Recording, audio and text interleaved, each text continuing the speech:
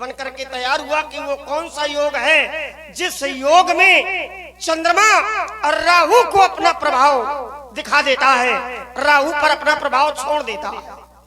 राजा जनक है भक्त, और देखिए राजा जनक ने अगर धनुष तोड़वा करके कोई अपराध भी किया तो भगवान कभी भी अपने भक्तों के अपराधों की ओर ध्यान नहीं देते, क्षमा कर देते। अगर कोई अपराध भी कर दिया है, और देखिए जो लोग भगवान की भक्ति करते हैं तो भक्ति का ये प्रभाव है कि अगर भगवान के भक्त कोई अपराध भी करते हैं तो भगवान कभी भी अपने भक्तों को दंड नहीं देते, ध्यान नहीं देते, उनके प्रेम में आकर के उस पाप को भी समाप्त कर देते हैं। तो राजा जनक है भक्त, इन समकाउन शिव अवराधे जैसी आराधना राजा जनक ने की है भगवान शंकर की, ये श्रेष्ठ आराधना है। राजा जनक श्रेष्ठ भक्तों में है। तो अगर राजा जनक ने धनुष को तोड़वा करके अपराध भी किया है तो मेरा विश्वास कहता है कि भगवान शंकर कभी राजा जनक के विरोध में नहीं खड़े होंगे। परशुराम जी खड़े और एक भक्त के विरोध में खड़े। अब देखते हैं कहां तक टिकेंगे। चलते हैं महात्मा जी के पास। स्वामी जी प्रणाम। प्रसन्न रहो बेटा। और सब कुशल मंगल। भगवान शंकर का धनुष तोड़ दिया गया तो कुशलता चली गई, कुशलता चली गई। देख रहा हूँ बड़ा क्रोध है। हाँ। और क्रोध के मूल में धनुष का टूट जाना है। बिल्कुल राजकुमार। अगर क्रोध के मूल में धनुष का टूट जाना है हाँ। तो महाराज बहुधनु ही तोड़ी लड़काई। अच्छा देखो ऐसी समाज के अंतर्गत ऐसा क्रोध उचित नहीं है। अच्छा देखो तो हमारे क्रोध के जांघें तक लाल पड़ गई। ये जांघें तुमको लाल आई दिख रही हैं? हमारे बेस को कहता है जांघें लाल पड़ गई हैं। दिख रही है ना, इसलिए तुम बाबाओं के बेस को क्या जानो, राजकुमार हो, राजमहल में रहने वाले। ये धारियां दिख रही है ना लाल, इसलिए हमने सोचा शायद ना पैरों में भी क्रोध का प्रभाव हो गया। ये भी तिलक है। व्यापियों को शरीर। हाँ। तो मैंने बालकाल में बहुत धनुइयां तोड़ी, आपने ऐसा क्रोध नहीं किया। आज किया जा रहा है, क्या कारण है? क्या धनुष पर ममत्व है, ममता है? और अगर ममता है तो ममता का हेतु क्या है? सूक्ष्म समय में अपनी वार्ता को प्रस्तुत करें। हम पहले एक समझ गए थे बेटा तुम कितने भले आदमी हो। हाँ, इसलिए हम समझ गए थे ये ठीक ठीक नहीं दिख रहा, और हमारे ही वचनों पर इसने टिप्पणी किया। इन्होंने कहा महाराज हंसना ये विरोधाभास का प्रतीक थोड़ी है। कोई व्यक्ति क्रोध में हो और उसको देखकर आप हंस दो तो विरोध नहीं बढ़ेगा, शत्रुता नहीं बढ़ेगी, दुश्मनी नहीं होगी, बिल्कुल होगी। क्यों? क्योंकि नियम है, रोग की जड़ खांसी और लड़ाई की जल हांसी। व्यक्ति अगर क्रोध में है तो उसको देखकर अगर आप मुस्कुराएंगे तो कहीं न कहीं उसके हृदय में वो बात लग जाएगी, और यहां ऐसा ही हुआ। और सिद्धांत कहता है, नारद जी महाराज को देखकर भगवान शंकर के दो गण मुस्काए थे, नाम था श्रृंगी और भंगी। नारद जी को देख करके, उनके स्वरूप को देख करके वो रुद्रगण मुस्काए, तब हरिगण बोले मुस्काई और निज मुख मुकुर बिलो कहू जाए। हंसे, और जब हंसे तब फंसे। जब हंसे भगवान नारद जी को देख करके, तो नारद जी ने जब अपना रूप देखा हृदय में क्रोध आया और श्राप दे दिया, तुम निशाचर हो जाओ। वहां हंसे थे तो निशाचर होना पड़ा, और यहां राजकुमार लक्ष्मण हंस रहा है। सुनी मुनि बचन लखन। और आप हैं श्री सुरेश राजपूत जी, आपकी ओर से 51 पुष्प मुद्राएं सुंदर संवाद में, और श्री संतोष कुमार दीक्षा जी, आपकी ओर से 101 पुष्प मुद्राएं सुंदर संवाद में। दोनों विद्वानों के चरणों में एक विशेष सूचना है। चिकासी हॉस्टल में एक बच्चा पढ़ता है जो करही ग्राम का है, जिसका नाम अनुज है। अगर अनुज यहां पर हो, अनुज चिकासी हॉस्टल से अगर यहां आए हो तो कृपया आपकी जहां दीदी हैं आप उनके घर में पहुंच जाए। या यहां तक सूचना भिजवा दें कि हाँ आप यहां हैं, क्योंकि आपके अभिभावक परेशान हैं और विद्यालय परिवार परेशान है। भाई अनुज ग्राम करही से हैं जो चिकासी हॉस्टल में पढ़ते हैं, वो शायद यहाँ आए हों, तो कृपया या तो अपनी दीदी के यहाँ पहुंच जाएं या फिर मंच के पास में सूचना दे दें अगर यहाँ आए हों। साधुवाद। क्योंकि व्यक्ति के वाणी को सुनकर के उसके कुल का पता लग जाता है, व्यक्ति के शरीर को देखकर उसके भोजन का पता लग जाता है। यदा यदा मुंचति वाक्य जालम तदा तदा जात कुल प्रमाणम, शास्त्र का प्रमाण है बेटा। तुमने कहा, आपने घोषणा कर दिया, सो भी लगाओ बिहाई समाजा न तुम्हारे जई है सब राजा। जब यहां कर्म एक व्यक्ति ने किया है तो फल भी एक व्यक्ति को मिलना चाहिए, क्योंकि नियम है कर्म प्रधान विश्व रचि राखा, और जो जस करे सो तस फल चाखा। ठीक है, कर्म एक ने किया, धनुष को तोड़ने के लिए सब नहीं आए थे, क्योंकि यहां दो प्रकृति के राजा है, साधु राजा है, दुष्ट राजा है। कुछ ने तोड़ने का प्रयास किया और कुछ ने तोड़ने का प्रयास नहीं किया। जिनके कछु विचार मन माही तो चाप समीप महीप ना, उन्होंने न धनुष को उठाया न धनुष के पास गए और न धनुष को तोड़ने का प्रयास किया, तो वो तो निर्दोष रहे, उन्होंने कोई अपराध।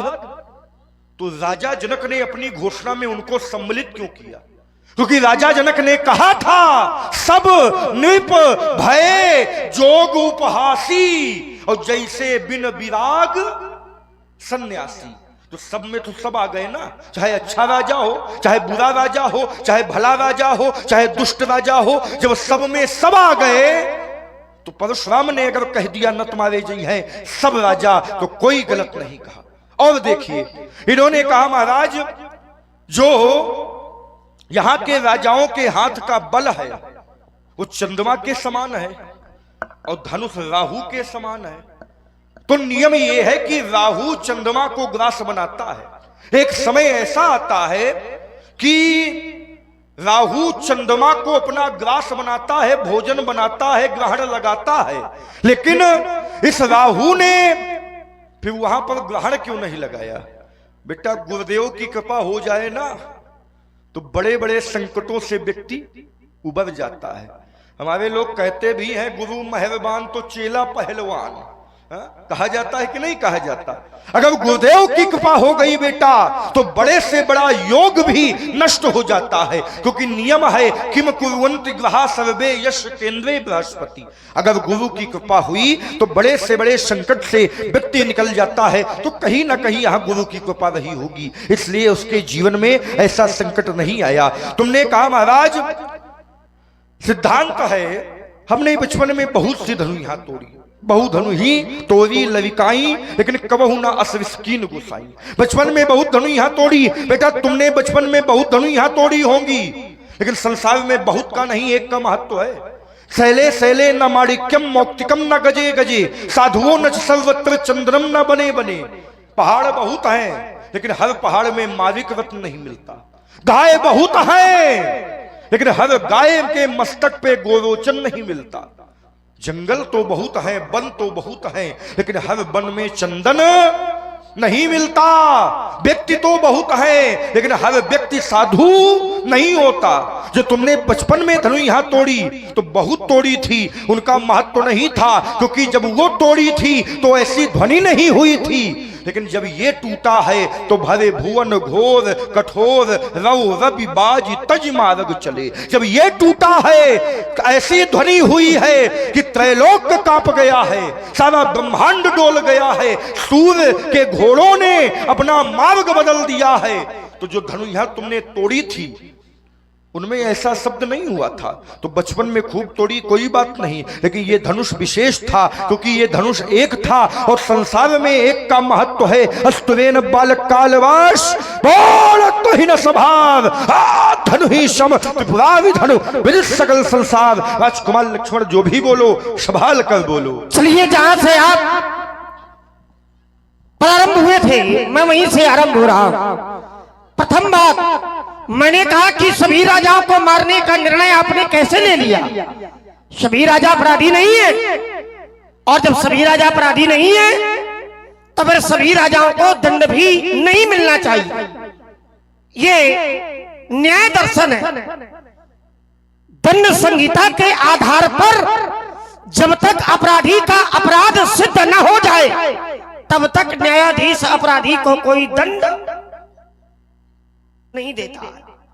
और यहां पर अभी अपराधी सिद्ध नहीं है और न ही सामने है। अब बिना अपराधी के आपने इतना बड़ा निर्णय ले लिया, बिना जानकारी के इतना बड़ा आपने निर्णय ले लिया सभी राजाओं को मारने का। अब आपने एक बात लगाई, आपने कहा कि राजा जनक ने कहा कि सब नर भय जोग उपहासी। ये राजा जनक ने कहा सब नर भय किसी ने जोग उपहासी, ये राजा जनक ने नहीं कहा। किसी ने तो कहा है, लेकिन क्यों कहा है? ये सामाजिक दर्शन है ना, ये कवि का लेखन है, ये कवि की भावना है प्रदर्शित की गई। सब न भय जोग उपहासी जैसे बिन विराग सन्यासी। अब यहां पर सब नप में सभी राजा नहीं है, यहां सब नप भय जोग उपहासी में केवल वो राजा हैं जो राजा धनुष तोड़ने के लिए गए, उपहास के पात्र बने हैं वो अलग हैं, और जो राजा साधु हैं वो उपहास के पात्र नहीं है। तो यहाँ वो राजा उपहास के पात्र है जो धनुष तोड़ने के लिए गए, सभी राजाओं के लिए नहीं है।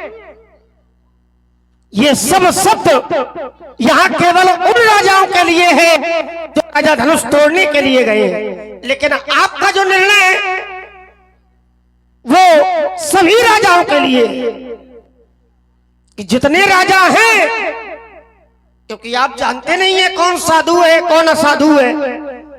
आपका निर्णय तो सभी राजाओं के लिए हुआ है, और यही बात हमें अच्छी नहीं लगी कि आपका आगमन धराधाम में साधुओं की रक्षा के लिए होता है, दुष्टों का वध करने के लिए होता है। परित्राणाय साधूनाम विनाशाय च दुष्टाम, दुष्टों का वध, साधुओं की रक्षा, धर्म की स्थापना और अधर्म का विनाश, इन कार्यों के लिए आप धराधाम में आते। और आप जैसे महात्मा के द्वारा, आप जैसे महापुरुष के द्वारा अगर दुष्टों के साथ साथ साधुओं का भी वध किया जाएगा तो आप अपने जीवन के साथ में न्याय नहीं कर पाओगे।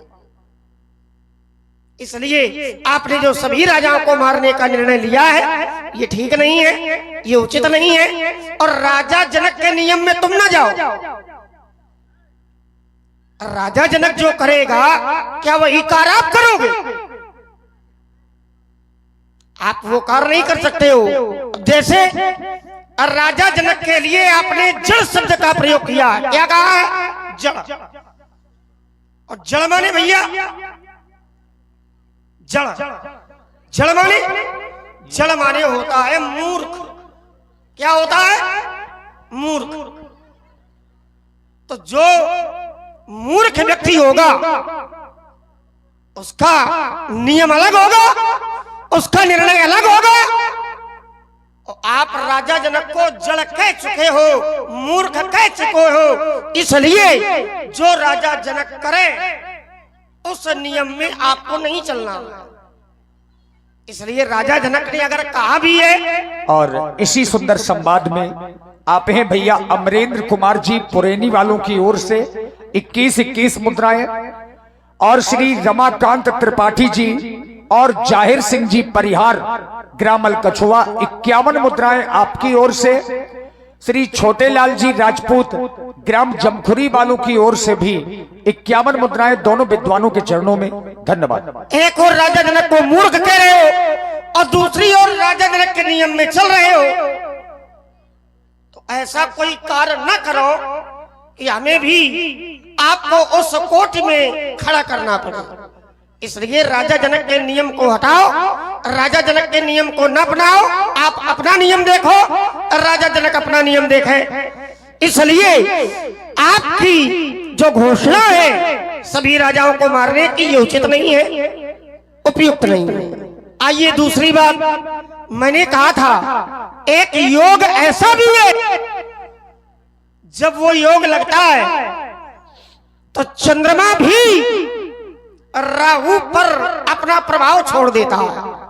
भैया ये ज्योतिष है और ज्योतिष का एक नियम है व्यास जी महाराज, ज्योतिष का एक नियम है।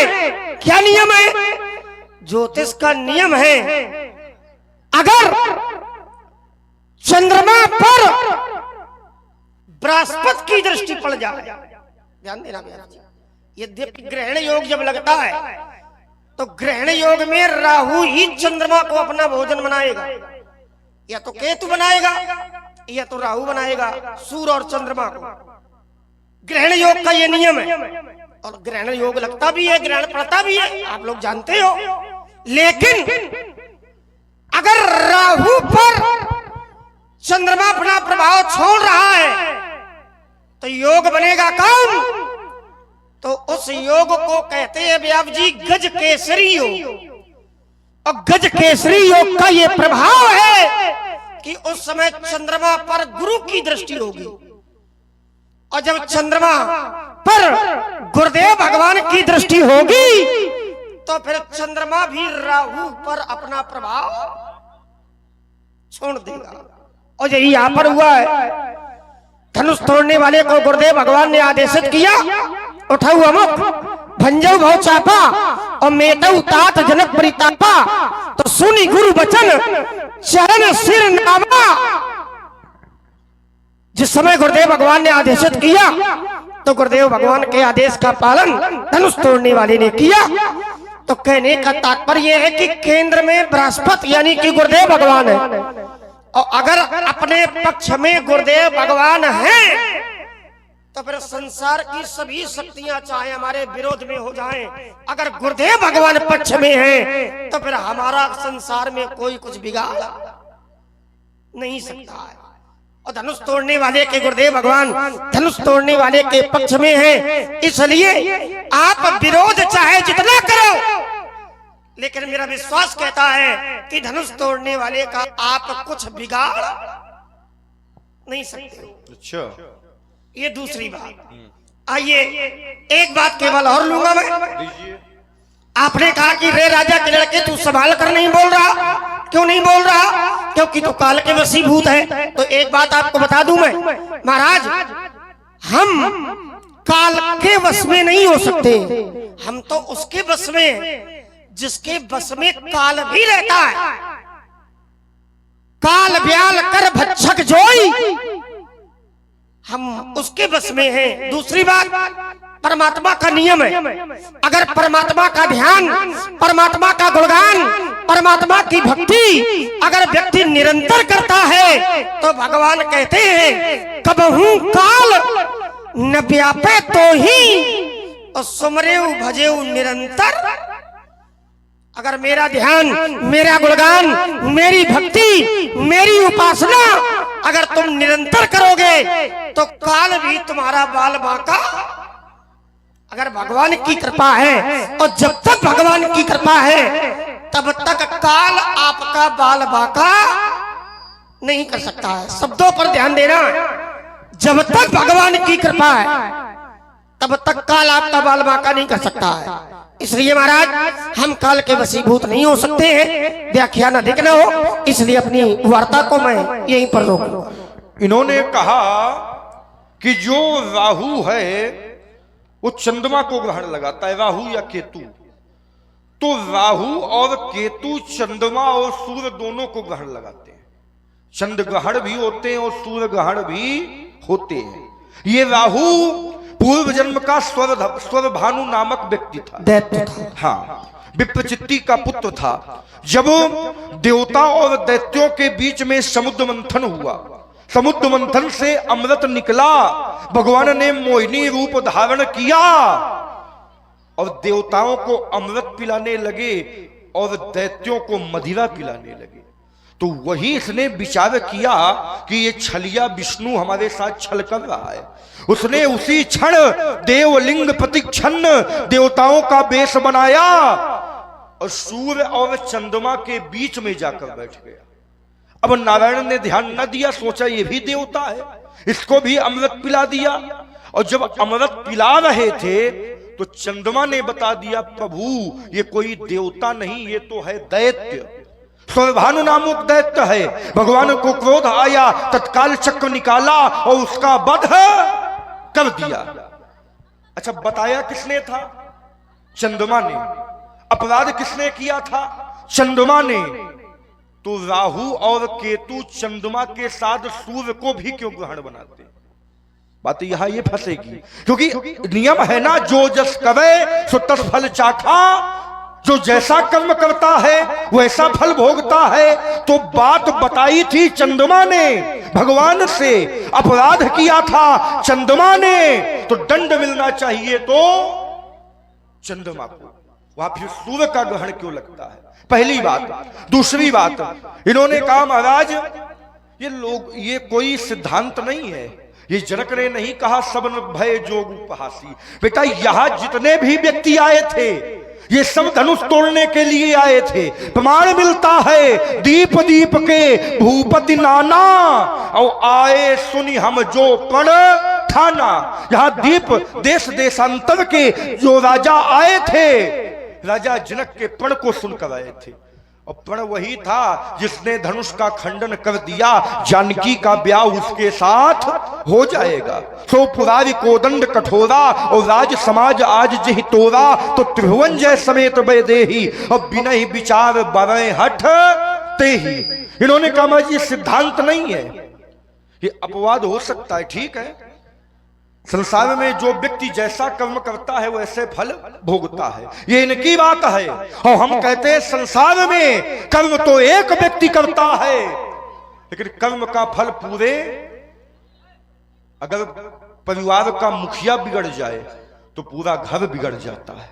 अगर देश का राजा बिगड़ जाए तो पूरा राज्य बिगड़ जाता है। अगर आचार बिगड़ जाए तो पूरा सनातन धर्म बिगड़ जाता है। तो संसार में सुन रहे हैं आप लोग, ये तार्किक संवाद आप लोग सुन रहे हैं और इसी में प्रभावित हुए आदरणीय श्री रुद्रदत्त तिवारी जी, CISF सिलमी खागा फतेहपुर, श्री भार्गव परशुराम जी और लक्ष्मण जी के चरणों में 51 पुष्प मुद्राएं सादर समर्पित कर रहे हैं। लाइव प्रसारण देख रहे हैं बुंदेली मिक्स प्रोग्राम में और विकास व्यास जी यूट्यूब चैनल में, दोनों में लाइव प्रसारण चल रहा है।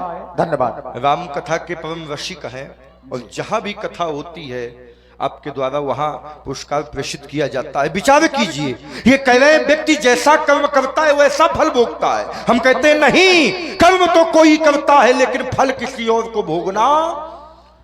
और नियम है, और करे अपराध को और पाओ फल भोग, और अति विचित्र भगवंत गति को जग जाने। ये नियम है कि कर्म तो कोई व्यक्ति करता है लेकिन कर्म का फल किसी और व्यक्ति को भोगना। और ज्यादा दूर जाने की आवश्यकता नहीं है, इनके वंश से उत्तर होगा। इनके वंश में एक राजा हुए हरिश्चंद्र। हरिश्चंद्र ने विश्वामित्र जी को 1 लाख स्वर्ण मुद्रा देने का संकल्प किया। हरिश्चंद्र ने विश्वामित्र जी को राजपाठ देने का संकल्प किया।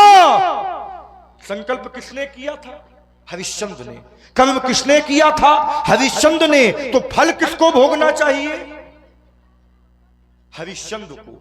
तो क्या कर्म का फल केवल हरिश्चंद्र ने भोगा? ना, कर्म का फल पुत्र रोहिताश को भोगना पड़ा और पत्नी तारावती को भी भोगना। तो ये सिद्धांत नहीं लगेगा बेटा, जो तुम कह रहे हो जो जस करे सो तस फल चाखा। थोड़े थोड़े बिंदुओं में चर्चा होगा। बिल्कुल बिल्कुल। आइए, आपने कहा कि अगर कर्म एक व्यक्ति करता है तो फल सबको भोगना पड़ता है। आइए इसको थोड़ा समझना पड़ेगा।